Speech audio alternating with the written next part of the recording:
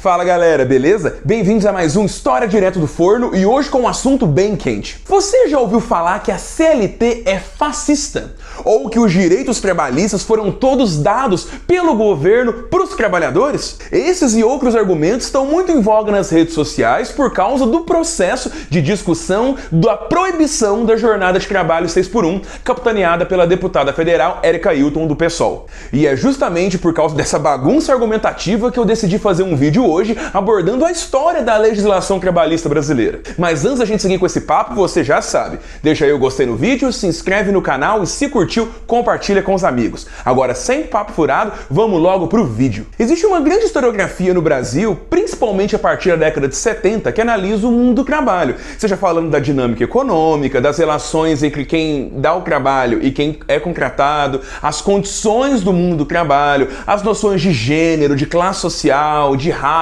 entre outros pontos. Nesse caso, o que se vê muito é uma análise principalmente marxista, utilizando do método do materialismo histórico dialético, aquele que fala que a trajetória da humanidade pode ser resumida numa grande luta de classes entre aqueles que têm os meios de produção e aqueles que não têm, e que no mundo capitalista que vivemos, quem tem seriam os burgueses e quem não tem seriam os proletários, os trabalhadores, e essa dinâmica acabou fazendo com que muitos estudos focados no Brasil acontecessem, principalmente pelas peculiaridades brasileiras.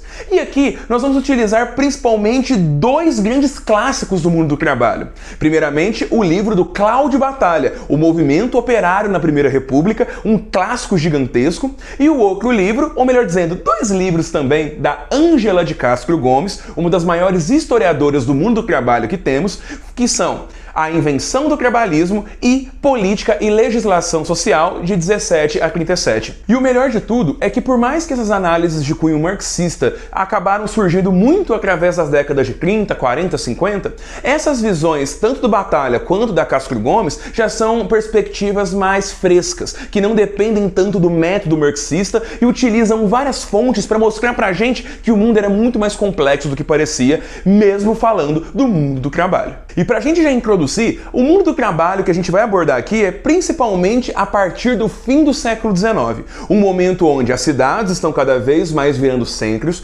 onde o mundo do trabalho, seja industrial, seja agrícola, está se diversificando, se especializando e fazendo coro a muitas exigências de trabalhadores pelo mundo. E 3, estamos vendo uma forte imigração que acontece no Brasil nesse momento, assim como a abolição da escravidão. Então esse mundo do trabalho está sendo falado como o mundo do trabalho livre, não o mundo do trabalho escravista ou o mundo do trabalho baseado em relações de poder simplesmente, mas sim em relações econômicas, vide que o capitalismo está se tornando o maior paradigma econômico do mundo naquele momento. E no caso do Brasil, nós vamos ter uma diversidade econômica muito grande e isso reflete, obviamente, no caráter dos trabalhadores. Não no sentido de personalidade, mas sim no seu tipo, nas suas categorias, nas economias variadas que o Brasil possui. Já que o Brasil, em grande parte, continua sendo, na transição do século XIX para o XX, uma grande potência agrícola, baseada principalmente no café, ali na região de São Paulo, mas principalmente estão surgindo já as primeiras fábricas que, paulatinamente, começam a ganhar espaço no PIB brasileiro.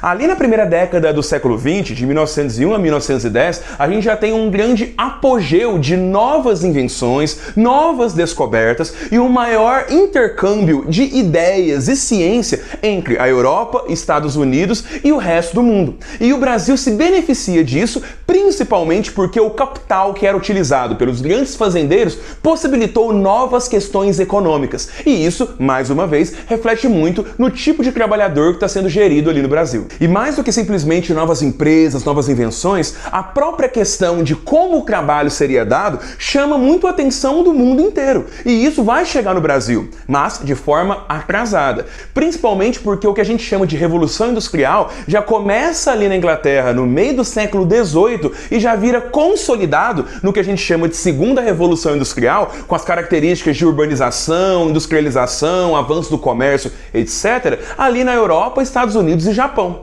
Essa dinâmica nova já traz muitas dinâmicas de trabalhadores contra patrões, dinâmicas de leis trabalhistas, condições do trabalho e vários atores e grupos que estão ali o tempo todo questionando a realidade que era vivida. Alguns para manter, alguns para capitanear outras questões. Até mesmo o próprio marxismo, ele surge no meio do século XIX como uma resposta às condições de trabalho e às dinâmicas econômicas que aconteciam naquela Europa industrializada. E o marxismo não foi a única resposta. Nós temos o anarquismo, nós temos variedades imensas de tipos de socialismo, assim como outros grupos políticos ligados à igreja, a posições mais conservadoras, liberais definindo que o capitalismo deveria ser encorajado para se aumentar a qualidade de vida do mundo. E quando o Brasil é inserido principalmente nessa transição 19 e 20, nós estamos já atrasados, como eu disse, mas recebendo muito dessas novas questões, principalmente a dita questão social, já que no mundo inteiro já se tinha uma ideia que existiam em cada nação problemas de cunho social que deveria ser do Estado a responsabilidade de resolvê-los.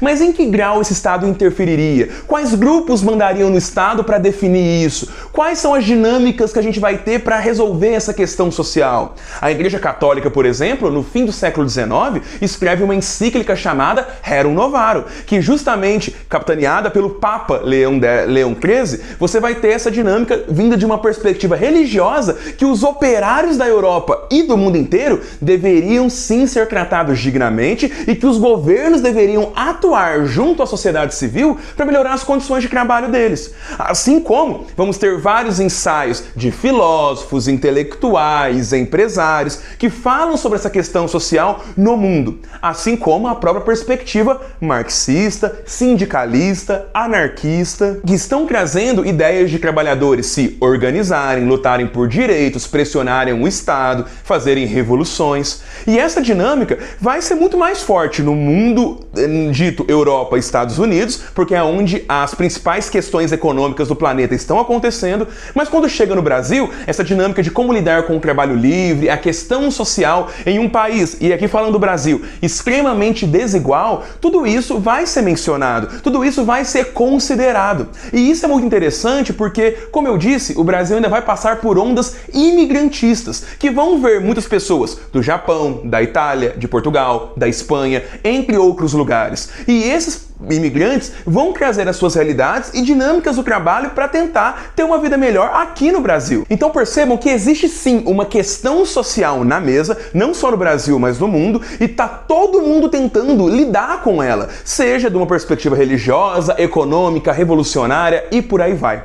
E no caso do Brasil é muito interessante que nós vamos receber esses imigrantes, vamos ter a dinâmica brasileira própria de um país que acabou de abolir a sua escravidão e de inserir uma mentalidade de trabalho livre. Afinal de contas, trabalho pesado era muito associado ao escravo, então tem toda uma questão de mentalidade para ser lidada também.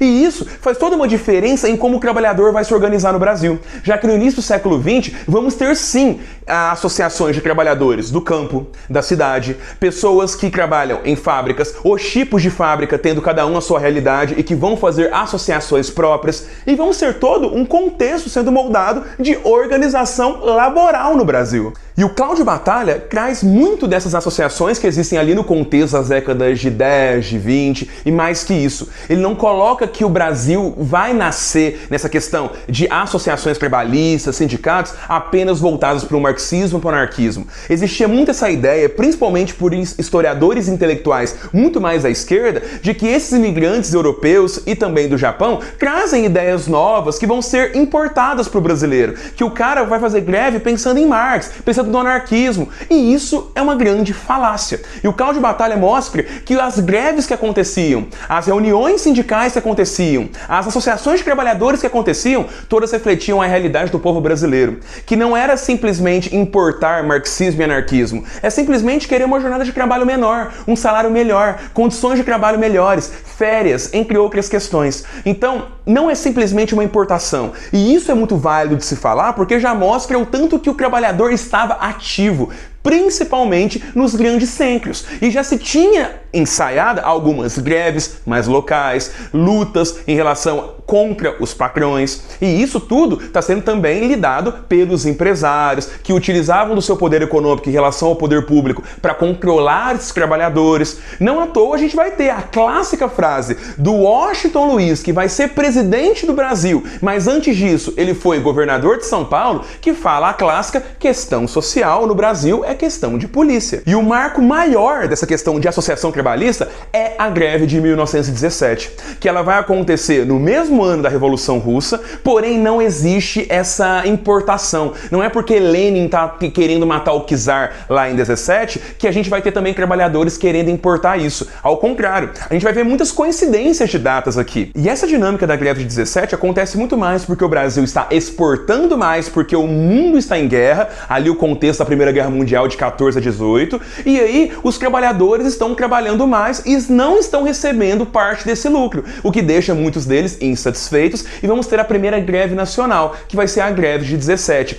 Vai ter sim organizações políticas, anarquistas, mas o que vai fazer principalmente o trabalhador ficar mais ativo são as condições locais imediatas dele. Ele quer participação no lucro, ele quer trabalhar menos, ele quer melhores condições. E é muito interessante porque nessa greve de 17, que é um grande marco do sindicalismo brasileiro, que a gente vai ter no livro do Batalha fontes mostrando que empresários, principalmente de São Paulo, que estava se tornando uma potência industrial ali no Brasil, que vão se reunir tanto com o governador de São Paulo, quanto com o próprio presidente da República, o Venceslau Braz, para se ter essa amparo do espaço público para se controlar os trabalhadores. O Matarazzo, ele mesmo, o Conde Matarazzo, o homem mais rico da América Latina naquele momento, pediu avidamente para o Estado brasileiro utilizar a polícia para tentar acabar com a greve. Então a gente tem sim muito desse intercâmbio do papel público. E não é uma coisa uníssona. Então a gente não pode colocar simplesmente uma luta de classes, porque vamos ter empresários como, por exemplo, o Roberto Simonsen e o George Scrit, que tem uma preocupação mais social, de que empresários deveriam, em consonância com o Estado, ajudar os trabalhadores e melhorar as condições de trabalho, seja através de benefícios, de reduções de jornada, de mais dinheiro, do Estado brasileiro ter órgãos que os trabalhadores possam utilizar para pedir melhorias no trabalho. Então percebam que temos empresários analisando essa própria questão social. O próprio George Scrit tem muitos textos abordando isso, a questão social no Brasil, analisando essa questão laboral. Mas até então a gente já tem trabalhadores ativos, a gente tem movimentos políticos que se associam aos trabalhadores, mas a gente ainda não tem direitos trabalhistas como a gente conhece. E é muito interessante porque no Brasil é um processo muito devagar. Exemplo, nós vamos ter de primeiras leis de trabalho a questão da redução de jornada, mas sempre colocando uma jornada de 8 horas, mas em cargos muito específicos. Geralmente bancários, pessoas ligadas a órgãos governamentais e que depois se chegaria a comerciantes e tudo mais.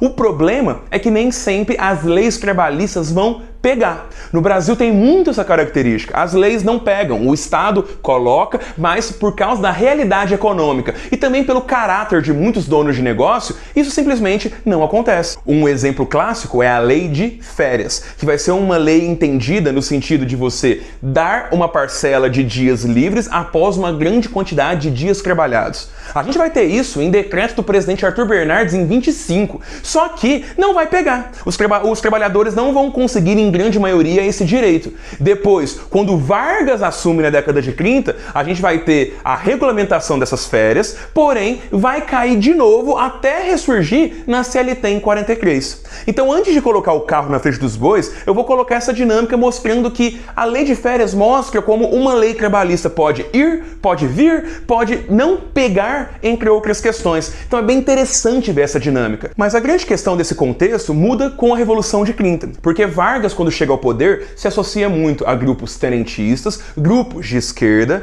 e grupos que tinham já essa questão social como algo importante. E um maior exemplo disso é o Lindolfo Collor, vovô do Fernando Collor, e que durante a juventude escrevia muito sobre a questão social lá no Rio Grande do Sul, porque Porto Alegre também estava se tornando um lugar forte, uma potência urbana do Sul e que tinha também questões como jornada de trabalho, condições de trabalho, desigualdade, etc.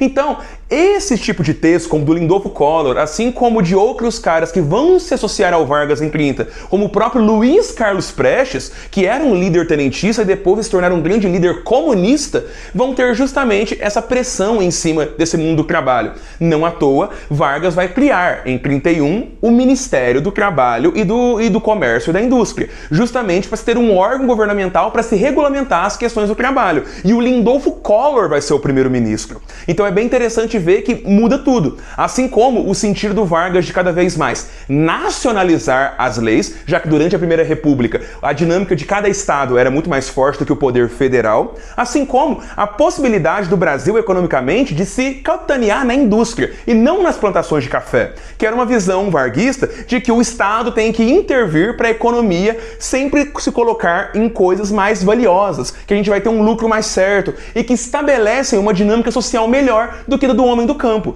Então a industrialização puxada pelo Vargas também se relaciona muito com o mundo do trabalho. E quando acontece o Estado Novo em 37, de 37 a 45, onde o Vargas de fato é um ditador no Brasil, a gente vai ter o aparato autoritário necessário para se estabelecer essas normas. Então se utiliza muito desse aparato do Vargas para se avançar leis e se impor essas dinâmicas trabalhistas num Brasil extremamente diverso, que precisou dessa mão forte para se ter essa dinâmica que a gente tem hoje. E após esse contexto, eu espero que você tenha percebido que sim, trabalhadores estão numa perspectiva ativa, que os empresários estão tendo que lidar e lidam de várias formas e que o governo federal não está passando pano, estão sendo feitas coisas. E agora, exemplos práticos. 1. A lei de férias. A lei de férias, como eu disse, nasce em 25, na década de 30 ela vai sofrer regulamentações, mas ela vai ser consolidada apenas em 43, na CLT, que é a consolidação das leis trabalhistas. Dessa maneira, a lei de férias, ela tem essa visão muito associada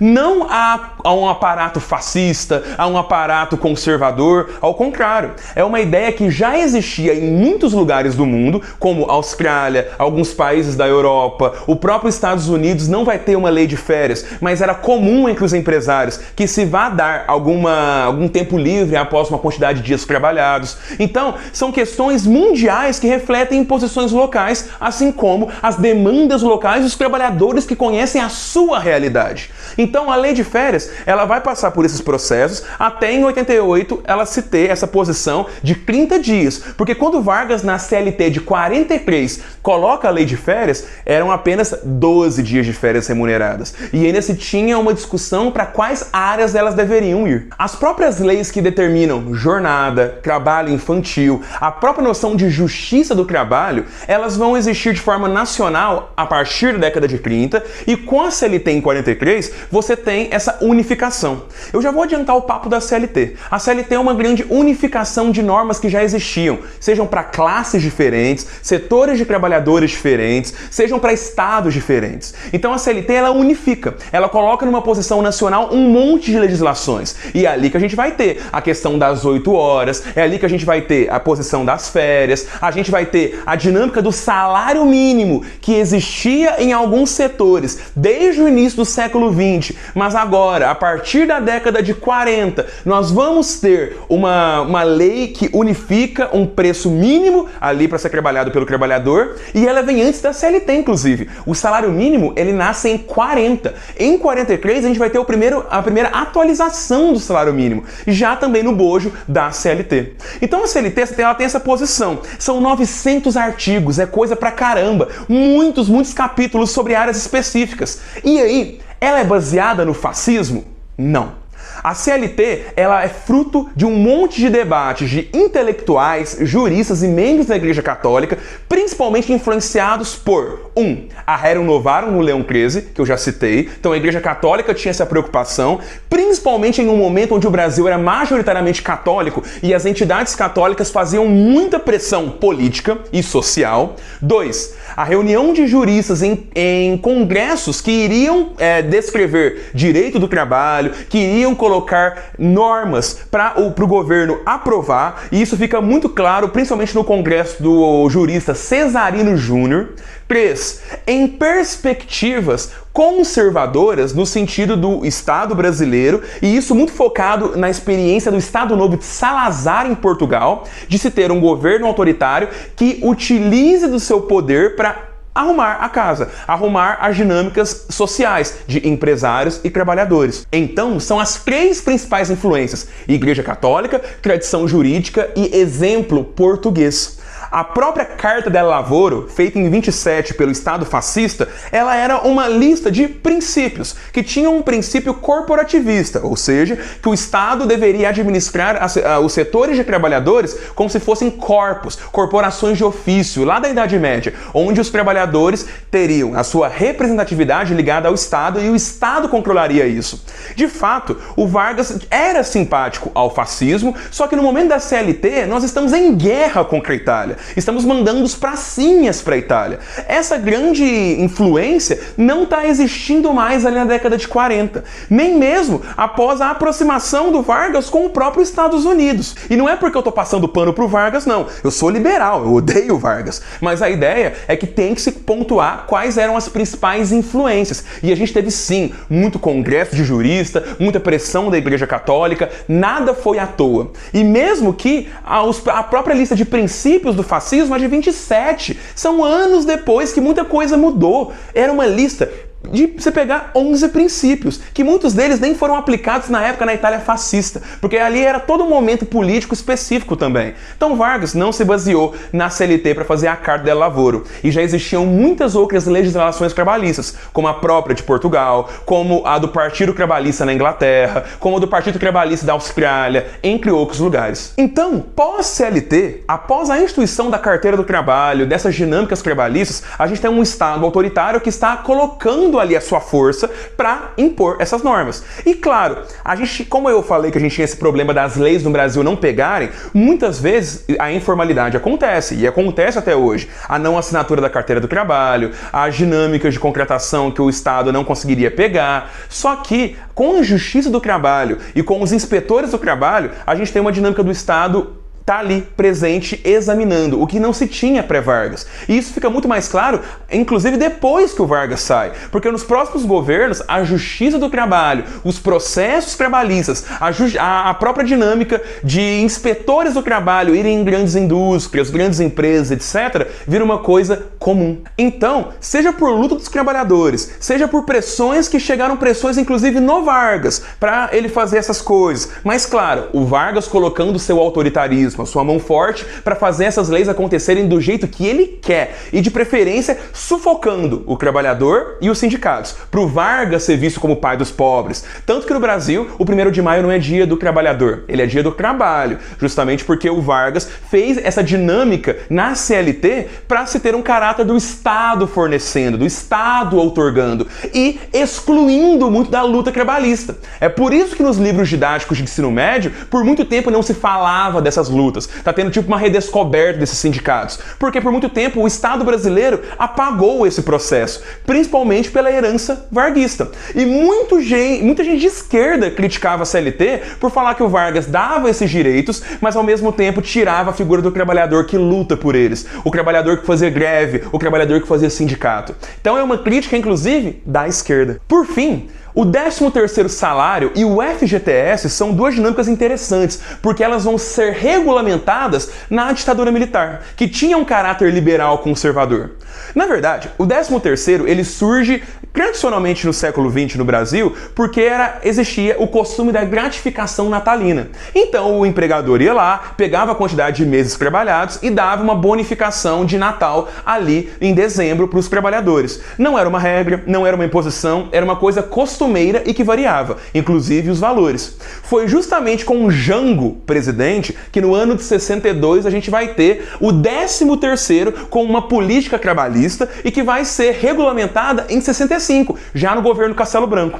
E antes você fale que é o Jango colocando a agenda política e tudo mais, em 62 o Brasil estava sob o regime parlamentarista. Naquele momento o Jango era presidente, mas não tinha poder. Quem tinha poder era o primeiro-ministro. E os primeiros ministros eram em toda parte conservadores. São 4 primeiros ministros e eles eram ou da UDN ou do PSD. Partidos de direita, no caso da UDN, ou partido de centro, no caso do PSD. E a dinâmica trabalhista que existia era capitaneada principalmente pelo PTB. Algo que a Ângela de Castro Gomes fala, porque o PTB, o Partido Trabalhista Brasileiro, ele surge nesse mundo pós-Vargas tentando trazer essa herança varguista de políticas trabalhistas. Só que ali a gente tem cada vez mais uma continuidade dessa questão de apagar o trabalhador e transformar essa política institucional com uma coisa como Vargas fez mesmo, de cima para baixo. Então, no Brasil é muito isso. Você esquece, você apaga da galera que vem de baixo, justamente para as instituições oficiais, seja o presidente Vargas, seja o PTB, colocarem normas e ganharem depois votos, popularidade e apagarem esse legado trabalhista, a galera que realmente pega no pesado. E no caso do 13º, a gente vai ter uma continuidade, porque isso já existia em muitos lugares do mundo, já era um costume brasileiro, e aí a gente vai ter a aprovação disso no Congresso. Não foi um decreto do Jango, não foi uma imposição, foi algo negociado, e que muitos setores da imprensa, como a clássica capa do Globo, mostra que muita gente não gostava, queria quebrar o país, etc. Mas o ponto é que quando os militares assumem, eles continuam com o 13º.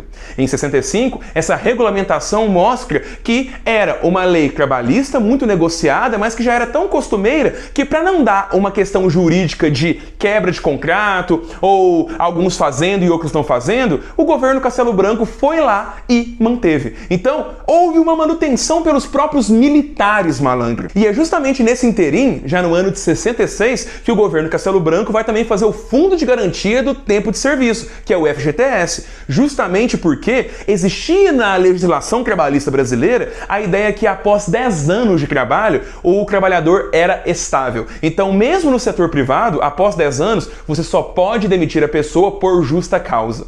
E aí é que tá. Muitos trabalhadores eram demitidos no 9º ano de trabalho justamente para não ter essa estabilidade e para, caso o empregador demitisse alguém estável, a indenização era gigantesca. Então existia essa prática do trabalhador ser demitido antes da estabilidade e aí o empresário pagava uma indenização menor. Então, justamente para se ter um regime melhor, uma garantia que o empresário vai dar sempre a possibilidade dessa indenização, o governo dos militares, mais uma agenda liberal, capitaneada pelo Otávio de Gouveia Bulhões, que era o ministro da Fazenda, um liberal clássico, e o Roberto Campos, outro liberal clássico, que era o ministro do Planejamento. Você tem a ideia do FGTS para fazer com que o empresário tenha esse dinheiro na hora de demitir alguém, que ele vai poder indenizar, e em caso de demissão, o empresário ele não tem que tirar dinheiro do nada e o trabalhador tem uma previsibilidade de quanto que ele pode ganhar. Isso ajuda microeconomicamente, melhora as relações de trabalho. Essa é a ideia do Bulhões e do Campos, pelo menos. E aí, você também poderia, como a Caixa está controlando esse dinheiro depositado, o FGTS, você faz com que ele renda 8% até hoje, e depois o governo pode utilizar desse FGTS como caixa, que era muito utilizado para fazer os serviços de habitação. O FGTS vem em consonância com o BNH, o Banco Nacional de Habitação, justamente para o trabalhador utilizar esse dinheiro para financiar casas. Então você tem essa dinâmica, inclusive na ditadura, com essa preocupação de manter algum mínimo de questão trabalhista.